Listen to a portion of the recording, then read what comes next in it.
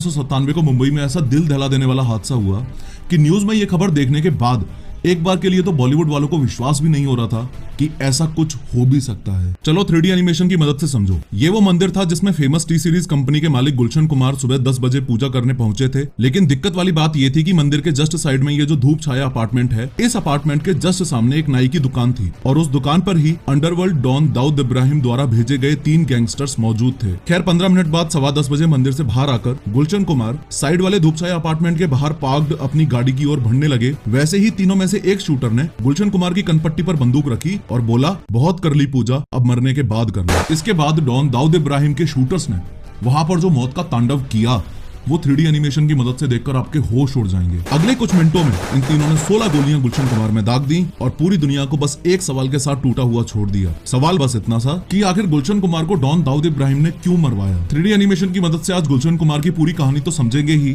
लेकिन उसके अलावा मेरी सबसे बड़ी कोशिश ये रहेगी कि आपको ऐसा फील होगा कि टी सीरीज के फाउंडर गुलशन कुमार के साथ हुए सभी इंसिडेंट्स के दौरान आप वहाँ पर खुद मौजूद थे। लेकिन हर बार की तरह शुरू से शुरू करते हैं। बात 1951 की है। दिल्ली की एक पंजाबी फैमिली में टी सीरीज के मालिक गुलशन कुमार का जन्म हुआ था। बहुत छोटी उम्र में ही गुलशन कुमार अपने पापा की जूस शॉप पर काम करके उनका हाथ बटाने लगे थे। गुलशन कुमार कोई बहुत अमीर परिवार में पैदा नहीं हुए थे। उन्हें पता था कि उन्हें ज्यादा से ज्यादा पैसा कमाकर जल्दी से जल्दी अपने परिवार को सपोर्ट करना है। इसलिए गुलशन कुमार ने सिर्फ 23 साल की उम्र में ही एक कैसेट शॉप खोली जिसमें वो दूसरी कंपनीज के गाने बेचते थे। फिर उन्होंने सुपर कैसेट्स इंडस्ट्रीज नाम से एक म्यूजिक कंपनी बनाई जिसमें वो खुद के गाने बेचते थे। और आप विश्वास नहीं करोगे कि इस मेहनती बंदे ने उस बिजनेस को इस लेवल पर एक्सपेंड कर दिया कि वो बिल्डिंग पूरे नोएडा की सबसे पहली कमर्शियल बिल्डिंग बनी। एक बात तो आपको बताने की जरूरत भी नहीं है कि गुलशन कुमार भगवान शिव और मां अंबे के अल्टीमेट भक्त थे। इनफैक्ट 1983 में जब गुलशन कुमार ने कंपनी को टी सीरीज नाम दिया था तो टी सीरीज में टी का मतलब भी त्रिशूल ही था। इससे पहले कि हम गुलशन कुमार के हत्या वाले दिन की बात करें,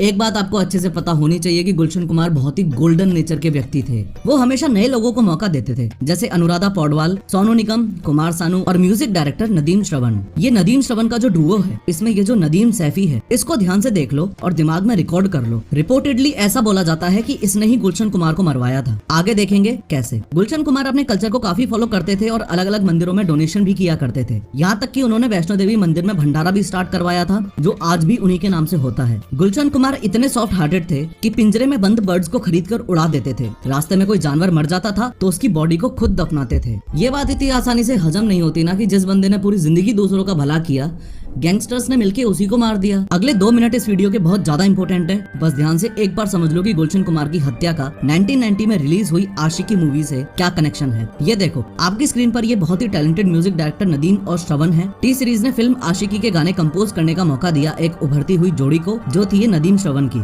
इस मूवी के गानों की 20 मिलियन कॉपीज बिकी और इस सफलता की वजह से टी सीरीज के सारे गानों में ऑलमोस्ट नदीम श्रवण का ही म्यूजिक चलता था। बहुत बढ़िया म्यूजिक डायरेक्टर बनने के बाद नदीम ने गाना गाने की भी सोची। नदीम म्यूजिक डायरेक्टर तो अच्छे थे पर गाने के मामले में उनका हाथ थोड़ा तंग था। इनफैक्ट गुलशन कुमार ने नदीम को सलाह भी दी कि तुम गाना मत गाओ, पर वो माने नहीं। दोस्ती की वजह से गुलशन कुमार नदीम के कुछ गाने जैसे हाय अजनबी प्रमोट करने के लिए रेडी हो गए। जैसा कि गुलशन कुमार को लगा था, इन गानों पर कोई खास रिस्पॉन्स नहीं आया और एल्बम पिट गई। जब कंपनी को काफी बड़ा लॉस होने लगा तो गुलशन कुमार ने नदीम के गानों को प्रमोट करना एकदम बंद कर दिया। More over T series mid 90s आते आते इतना बड़ा ब्रांड बन चुका था कि इंडिया में रिलीज होने वाले टोटल गानों में से 65% सॉन्ग्स के राइट्स टी सीरीज के पास ही थे। अगर टी सीरीज उस समय किसी के एल्बम के राइट्स नहीं खरीदता था तो उसके चलने के चांसेस ना के बराबर हो जाते थे। नदीम को ये बात खटक गई कि ना तो गुलशन कुमार उसे काम दे रहे थे और ना ही उसके गाने प्रमोट कर रहे थे। इसी बात का बदला लेने के लिए उसने गुलशन कुमार को जान से मरवाने की सोची। और दिल दहला देने वाली बात ये है कि गुलशन कुमार को मरवाने के लिए नदीम ने सुपारी भी दी। तो किसको? अंडरवर्ल्ड डॉन दाऊद इब्राहिम को। आप लोग ध्यान से सुनना इस बात को। ये दाऊद इब्राहिम है, दुनिया का सबसे मशहूर अंडरवर्ल्ड डॉन। इसी धंधे में इसका भरपूर साथ देने वाला ये इसका भाई है अनीस इब्राहिम। उसके अलावा ये दाऊद इब्राहिम का राइट हैंड और बॉलीवुड का डॉन है ये अबू सलीम। मई 1997 में दुबई के एक होटल में गुलशन कुमार को मारने के लिए एक मीटिंग होती है। इस मीटिंग में म्यूजिक डायरेक्टर नदीम, दाऊद इब्राहिम के छोटे भाई अनीस इब्राहिम और दाऊद के राइट हैंड अबू सलीम गुलशन कुमार के मौत की तारीख लिख रहे थे। नदीम ने बताया कि कैसे गुलशन कुमार ने उसका जीना मुश्किल कर रखा है और वो दोनों उसकी हेल्प करें। अबू सलीम ने 25 लाख टोकन मनी लेकर गुलशन कुमार का पत्ता साफ करने की बात कही। अबू सलीम को ये फायदे का सौदा लगा क्योंकि वो म्यूजिक इंडस्ट्री के सबसे बड़े स्टार को मारकर अंडरवर्ल्ड में और ज्यादा मशहूर होना चाहता था। अबू सलेम गुलशन कुमार की लाइफ के लास्ट चैप्टर की प्लानिंग एकदम फुल प्रूफ करना चाहता था। इसके लिए उसने गुलशन कुमार के हर दिन के हर मिनट की इन्फॉर्मेशन निकलवाई। गुलशन कुमार कब खाना खाता है, कब जागता है और यहाँ तक कि कब टॉयलेट जाता है। ध्यान रहे कि ये सब मैं अपनी मर्जी से नहीं बोल रहा, ये सारी बातें एज इट इज इस बुक में लिखी हुई हैं, जिस बुक का नाम है my name is Abu Salem. ये बुक उस समय के बहुत ही famous investigative journalist S Hussain Zaidi ने लिखी थी। खैर, अबू सलेम एक साइकोपैथ की तरह गुलशन कुमार को 5 अगस्त 1997 को पहली बार कॉल करता है। शॉकिंगली उस कॉल में वो 10 खोखा यानी कि 10 करोड़ की फिरौती मांगता है। साथ ही ये भी पूछता है कि वो नदीम के गाने प्रमोट क्यों नहीं कर रहा है। जनरली ऐसे ब्लैकमेल कॉल्स को लोग पुलिस को रिपोर्ट करते हैं, लेकिन बहुत अजीब बात है कि ये बात गुलशन कुमार के भाई किशन कुमार ने उन्हें बहुत समझाई कि भाई पुलिस को बता दे। फिर भी गुलशन कुमार ने ये 10 करोड़ की फिरौती वाली बात पुलिस को नहीं बताई। 9 अगस्त को फिर से अबू सलेम का कॉल आया और फिर से फिरौती मांगने पर गुलशन कुमार ने कहा, तुम्हें पैसे देने से अच्छा है कि मैं वैष्णो देवी में भंडारा करवा दूंगा। क्योंकि गुलशन कुमार इतने बड़े अंडरवर्ल्ड डॉन से डर नहीं रहे थे, इसलिए अबू सलेम का ईगो हर्ट हो गया और ये बहुत बड़ी दिक्कत वाली बात बनी। गुलशन कुमार के पूरे शेड्यूल को सही से एनालाइज करने के बाद अबू सलेम ने वो मौका ढूंढ ही लिया जब वो अपने काम को अंजाम दे सकता था। और उस मौके के बारे में हम बात करें उससे पहले कुछ इंपॉर्टेंट लोकेशंस को भी अच्छे से समझ लो। ये है गुलशन कुमार का घर, जो कि मुंबई के लोखंडवाला कॉम्प्लेक्स में है। यहाँ से 4 किलोमीटर दूर अंधेरी वेस्ट के जीत नगर में है ये जीतेश्वर महादेव मंदिर, जहाँ गुलशन कुमार रोज पूजा करने जाते थे। और मंदिर से लगभग 5 किलोमीटर दूर है ये कूपर हॉस्पिटल, जहाँ गोलियां लगने के बाद गुलशन कुमार को ले जाया गया। अब आपने लोकेशंस को सही से समझ लिया है तो इस केस को समझने में और भी मजा आएगा। जिस मौके की हम बात कर रहे थे वो मौका था गुलशन कुमार का काम पर जाने से पहले अंधेरी के इस जीतेश्वर महादेव मंदिर में पूजा करने जाना। मंदिर की लोकेशन और माहौल अबू सलेम के शूटर्स को हत्या करने के बाद भाग जाने के लिए इजी लग रहा था। आप लोगों के सामने डेट्स को लेकर क्लैरिटी भी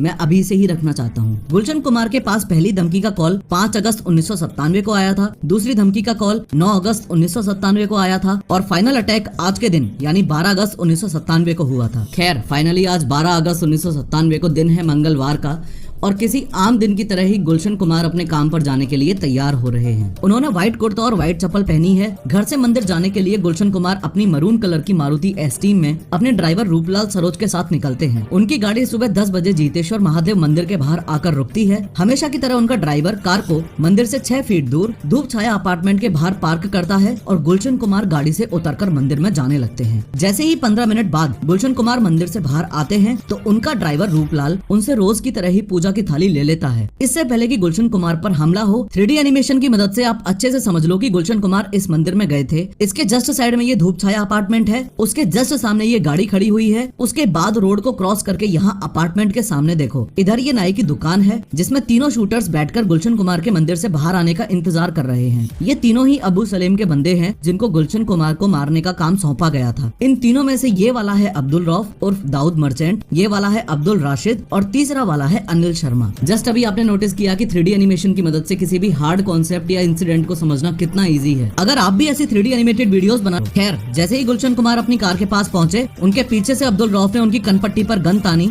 और बोला, बहुत कर ली पूजा, अब मरने के बाद करना। जितनी देर में गुलशन कुमार कुछ समझ पाते, एक गोली चली और उनके सिर को छूती हुई निकल गई। घबराहट में गुलशन कुमार पास ही के एक पब्लिक टॉयलेट में छुपने के लिए भागते हैं, पर उनका पैर वहीं स्लिप हो जाता है। पैर स्लिप होते ही अब्दुल रऊफ उन पर 3 गोलियां और चला देता है जो उनकी पीठ में लगती हैं। 3 गोलियां लगने के बाद और बुरी तरह घायल होने के बाद भी गुलशन कुमार अपने आप को घसीटते हुए आगे बढ़ने लगते हैं, लेकिन अब्दुल रऊफ भी उनके पीछे पीछे अपने शिकार को फॉलो करते हुए चल रहा है। गुलशन कुमार दीवार का सपोर्ट लेकर उठने का ट्राई करते हैं पर वहीं गिर जाते हैं। ड्राइवर रूपलाल गुलशन कुमार की मदद करने के लिए आगे आता है और कलश उठाकर अब्दुल रऊफ पर फेंकता है। अब्दुल रऊफ रूपलाल के दोनों पैरों में गोली मार देता है। सबसे चौंकाने वाली बात यह है, 3 गोलियां लगने के बाद भी गुलशन कुमार पास के घरों में हाथ जोड़कर मदद मांगते हैं, पर लोग उन्हें देखकर अपने गेट्स बंद कर देते हैं। एक मूवी की सीन की तरह, जहां गुलशन कुमार पर अब्दुल रऊफ, अब्दुल राशिद और अनिल शर्मा ने 12 गोलियां और चलाई। वहां ऊपर देवी माँ की फोटो लगी हुई थी। जिस मंदिर को गुलशन कुमार ने खुद रिनोवेट करवाया था, आज उसी के पास उनका अंत इस भयंकर तरह से हो रहा था। ये बात सुनकर आपके होश उड़ जाएंगे कि जब तक ये मर्डर सीन चल रहा था तब तक अबू सलेम फोन पर गुलशन कुमार की चीखें सुन रहा था। At the end Abdul Rauf ने पास ही खड़ी टैक्सी में से ड्राइवर को बालों से खींचते हुए निकाला। वो लोग खुद उस टैक्सी में बैठे और तीनों शूटर्स वहाँ से वर्सोवा लिंक रोड की तरफ भाग गए। इतने सब हत्याकांड हत्याकांड के बाद 2 लोग मदद करने के लिए सामने आए। मंदिर का पुजारी रामचंद्र लवांगरे और राजेश जौहरी। गुलशन कुमार और ड्राइवर को उन्हीं की कार में लिटाकर कूपर हॉस्पिटल ले जाया गया। डॉक्टर्स ने बहुत कोशिश की पर गोलियां बॉडी के इंपोर्टेंट पार्ट्स पर लगी थी और लाख कोशिशों के बाद भी गुलशन कुमार को बचाया नहीं जा सका। अगले दिन ही गुलशन कुमार की बॉडी को लास्ट राइट्स के लिए दिल्ली ले जाया गया। गुलशन कुमार की मौत से पूरा बॉलीवुड ही नहीं बल्कि पूरा देश ही शॉक में था। सबसे इम्पोर्टेंट बात तो ये है कि रिपोर्टेडली महाराष्ट्र के डीजीपी राकेश मारिया को इस मर्डर की इन्फॉर्मेशन पहले ही अपने खबरी से मिल चुकी थी, फिर भी कोई स्टेप नहीं लिया गया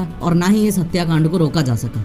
तो क्या ये माना जा सकता है कि पुलिस भी अंडरवर्ल्ड से डरती थी? खैर, जिस इंसान ने इतने तगड़े तगड़े हिट भक्ति भजन भारत को दिए हों, जिसने टी सीरीज नाम का पूरा एक एम्पायर खड़ा किया हो, उसकी हत्या उस समय पूरे भारत और बॉलीवुड के लिए सुपर शॉकिंग थी। लेकिन सवाल ये है कि इन 6 के 6 हत्यारों का उसके बाद क्या हुआ? तो इनमें से अब्दुल रऊफ को 2001 में कोलकाता में अरेस्ट किया गया। 2001 में ही पहला ट्रायल हुआ जिसमें 19 लोगों पर इस मर्डर के चार्जेस लगाए गए। अब्दुल रऊफ को उम्र कैद की सजा हुई और बाकी सबको प्रॉपर सबूत न होने की वजह से रिहा कर दिया गया। बात अगर म्यूजिक डायरेक्टर नदीम सैफी की करें तो वो मर्डर के जस्ट बाद ही देश छोड़कर लंदन भाग गया और आज तक वापस नहीं आया। एक इम्पोर्टेंट बात ये भी है कि जिन 19 लोगों पर मर्डर के चार्जेस लगाए गए उनमें से एक नाम टिप्स कंपनी के ओनर रमेश तौरानी का भी है, रिपोर्टेडली जिन्होंने टी सीरीज को बर्बाद करने के लिए गुलशन कुमार की सुपारी दी थी। मोरओवर, कुछ लोगों का कहना है कि गुलशन कुमार हिंदू कल्चर को प्रमोट करते थे, इसलिए ऐसा सब हुआ है, पर ये प्रूव नहीं हो पाया है। एट द वेरी एंड इस पूरे प्लान के मास्टरमाइंड और दाऊद इब्राहिम के राइट हैंड अबू सलीम को पोर्चुगल से अरेस्ट किया था और वो अभी भी जेल में ही है। काफी इंटरव्यूज में नदीम सैफी ने अपनी तरफ से सफाई देते हुए साफ साफ कहा है कि उसका गुलशन कुमार के मर्डर से कोई भी लेना देना नहीं है। आज